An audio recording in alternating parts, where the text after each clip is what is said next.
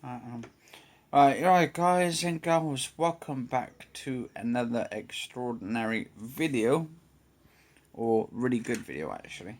It's 4:23 in the morning, and yeah, I'm just gonna put another video up here for you guys and girls.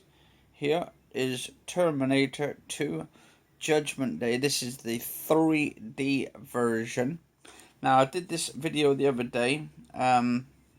You get the standard Blu-ray with it, which is a standard Blu-ray, which is your peasant's version of sort of Blu-ray, and then you've got your 3D version. I think this is out on 4K as well, and I want to do like a comparison at some point between Blu-ray 3D, standard Blu-ray, and 4K as well. So I'll probably get like the 4K version of that. And I was just watching it tonight, or yeah, actually this morning, not tonight, but this morning, about an hour ago, and I was like, literally, I put it in my headset. This headset I've got here. This is the Oculus Quest. This is a head-mounted display.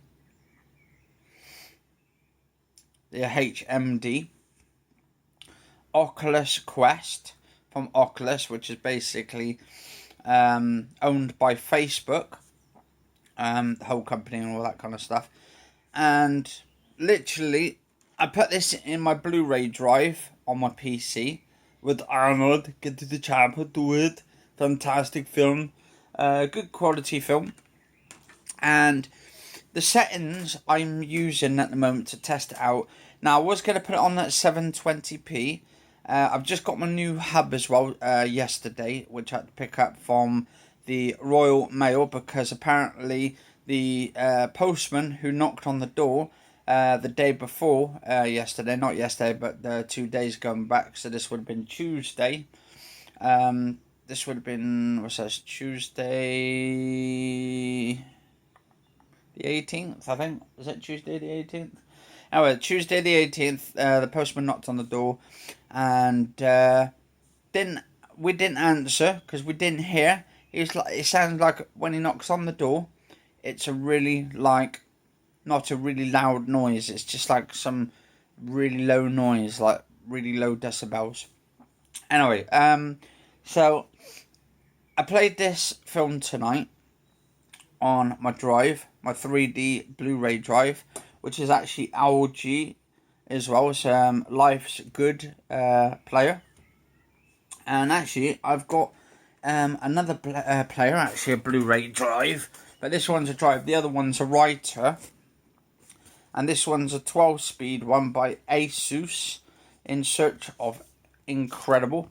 I'll be doing a review about this at some point. This is one I got off Amazon. Bought it cheap. I think it was like 55 quid. So I'm going to be doing like sort of a decent review on it when time comes. See if it's really good on Dolby films and all that kind of stuff and surround sound.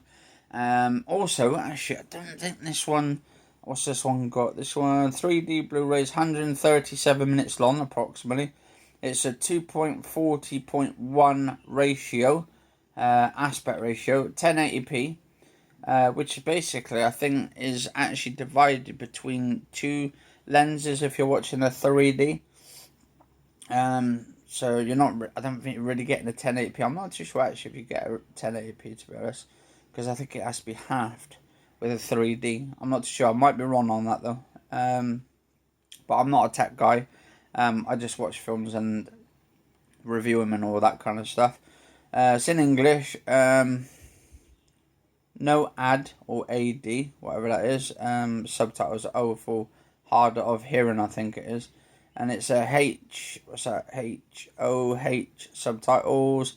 And it's a region B. But apparently on most players with Blu-rays and all that, they're usually a region unlocked. It's just the DVDs that are region locked to the specific region. Anyway, so this 1991 version, or actually not 1991, what am I saying? Yeah, this film actually, Studio Canal, This is actually, the 3D version is actually edited by Studio Canals. So they've done a few films. I'm not too sure, but they've done quite a lot of films before. They've got a documentary on here, including exclusive interviews with Arnold, James Cameron, Edward Furlong. That's the one who plays John Connor. And many more. 55 minutes, 2 features, commentaries, 23 members of the cast and crew. 1993, director James Cameron and co-author William Wisher. We've got the making of T2, 1993, seamless branching of the theatrical version, 137 approximately, special edition version, 154. So the special edition, I think that's the one he put into 3D, which is basically, if I remember rightly, 3 ones, 137 minutes long, apparently. You get 2 discs in it. You get the 3D version and the standard Blu-ray. So I was watching this earlier, and I'm kind of blown away.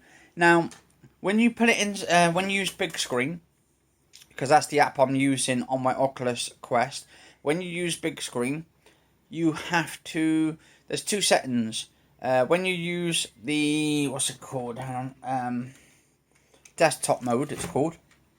So you fire up the big screen, and when you fire up big screen, you get 3 options. So we go, let's fire this up now, and I'll tell you step by step.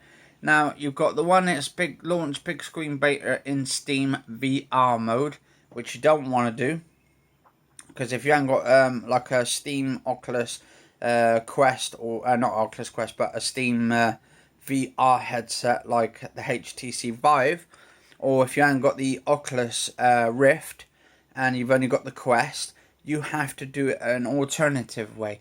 So you got basically got 3 options. You've got launch big screen beta in Steam VR mode. Then you've got launch big screen beta in Oculus VR mode. You don't want any of those 2. You don't want those 2 top ones. Go for the bottom one, which says play remote desktop streaming client. Now this will basically stream your Oculus Quest into the desktop mode, which you'll be able to see your computer. But you do need a computer. There's a downside to it. You just need a computer. Maybe a laptop or something could play it. Should be right if you've got like a hard drive or loaded with films and stuff on there or something. But there's Room ID. Now, when you put your headset in, your Oculus Quest will get a Room ID code. You've got to put that into the big screen remote desktop one on your computer, and then you also need to do exactly the same with your headset. Well, actually not basically headset. On the headset, you get the headset, you look on the headset, it should say a code. You put the code into your desktop one on your computer. So the code you're looking at already on your screen with your headset on, take it off for a second, type in the code, and then put it back on. But before you do, press connect. And then I actually started streaming in 1080p quality. And I'll tell you what, even though I've got like sort of 70 to 80 meg connection for download speed, and my upload is roughly, I'd say my upload's about 18 megabits a second now, which is actually a lot better than the other day, because I've got my new internet in there. I'm finding it actually a breeze to go through. But yeah, 1080p on there. I think this is still in beta, so it's not out of beta yet, this app. So they're still working out and getting rid of all the bugs and the kinks, and there's only 10 sort of members at the moment who's actually doing this, so really good. And they're putting a lot of updates out there. I think we've had quite a few updates so far to the actual system, but obviously there is a few bugs in the Oculus Quest when you're streaming the film, or you're filming or the content on the screen. Sometimes when you're streaming the film for too long, your screen, when people come in and out of the room, suddenly it starts to freeze up. When it starts freezing up, sometimes your helmet or your VR headset will just go blank, or it just go like sort of white screen, like you got the white screen of death or something.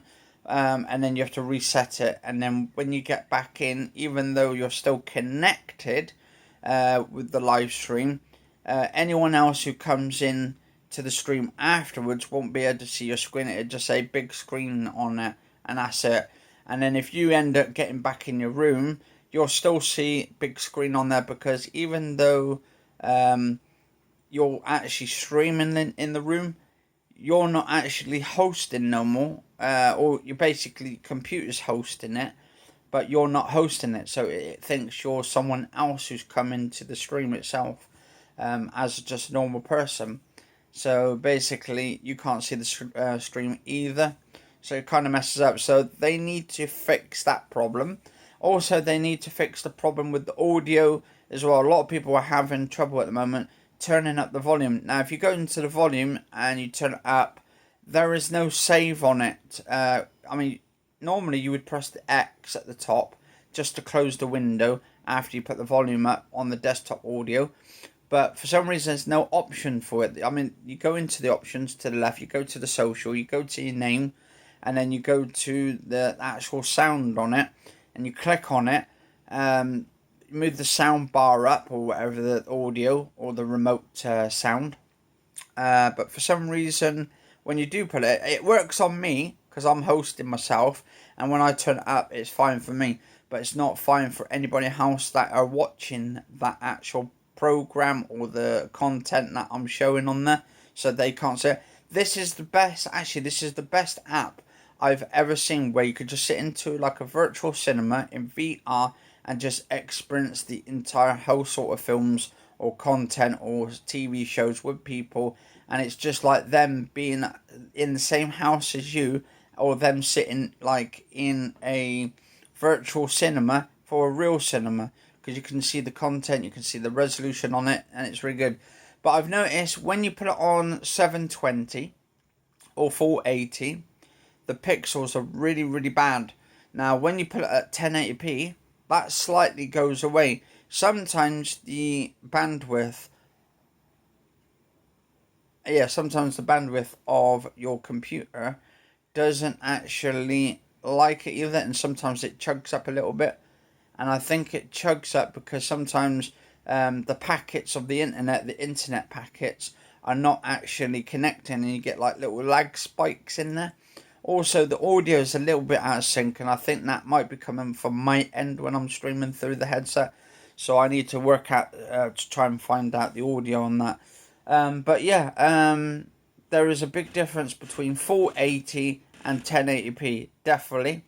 And also there's a big difference between 720 and 1080 on the headset, because you can drastically see that resolution. All those little dots start going away when it's 1080p, and it becomes crystal clear picture. I would like actually big screen at some point to add 4K in there, or maybe even 8K, even though the headsets are not sort of 4K or 8K. But do you know what that would actually do? That would actually make the picture more crystal clear as well, and make it more better for viewing. But you would need a lot of bandwidth, I would say, for the internet. So you probably at least need, for 4K, for streaming, 4K, plus you watching it in the stream, I'd say probably 30, 40, 50 megabits a second. But then again, that would be for upload. So because I'm uploading the film, so if I did it in 4K, then it's going to take more bandwidth off. So obviously 4K, 8K, definitely a lot of bandwidth. And I don't think we're nearly there yet to uploading and streaming in that kind of quality. But anyway, so yeah, it's a good film. The 3D version of Terminator, though, is absolutely cracking. It's amazing. The 3D depth of it, where the guns are just coming at the screen, the characters look more sort of close, they look badass as well in this. To be honest, I would like all these Terminator films in 3D. Actually, forget that, I would like all the films to be shot in 3D. Because there's a lot of people out there don't like 3D, but they don't get that side of the 3D, why it's there first of all, and probably they're not sitting in certain areas of the screens, because if you sit like over one side of the screen and you're not seeing that properly, it's because you're not in the right position. If you start sitting either between the middle or the back, you'll get a better viewing distance on it. It means it's more sort of coming towards you. Actually, I was watching Finding Dory yesterday and Finding Nemo yesterday on the big screen, and I'll tell you what, it looks absolutely gorgeous in 1080p.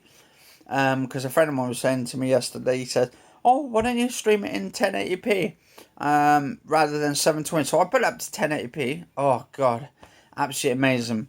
The quality's there, the pictures there. It's just stunning. It's just gorgeous.